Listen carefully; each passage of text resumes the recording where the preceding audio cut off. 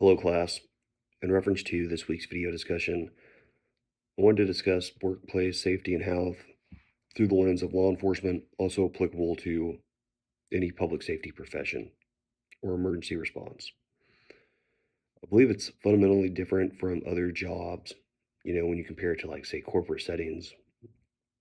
Safety and policing or public safety, as well as emergency response, it's not just a PowerPoint or, a simple training instruction that we can go over that would mitigate risk.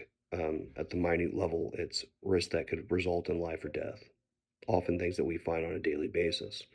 What we do at our agency and what happens to work well is we conduct several training sessions throughout the year.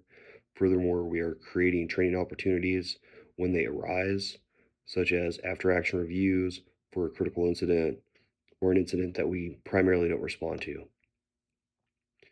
We often use real world scenarios and PowerPoint presentations as a tool.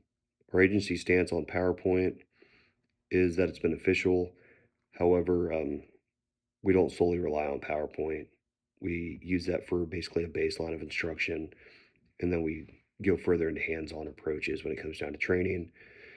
For you military folks, it's common that we hear you train as you fight.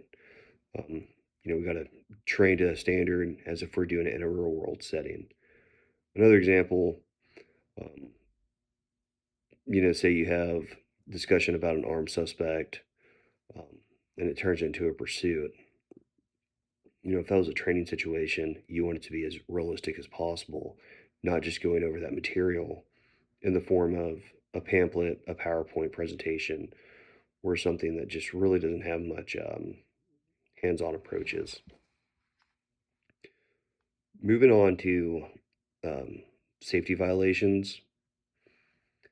I do think safety violations should be taken serious across the board, regardless of the level of risk. Safety violations being enforced only protects the officer, fellow officers, the general public, and the agency. For example, say an officer responds to a traffic accident and fails to wear a traffic vest, despite the traffic vest being required in agency policy, and the officers failing to adhere to agency policy.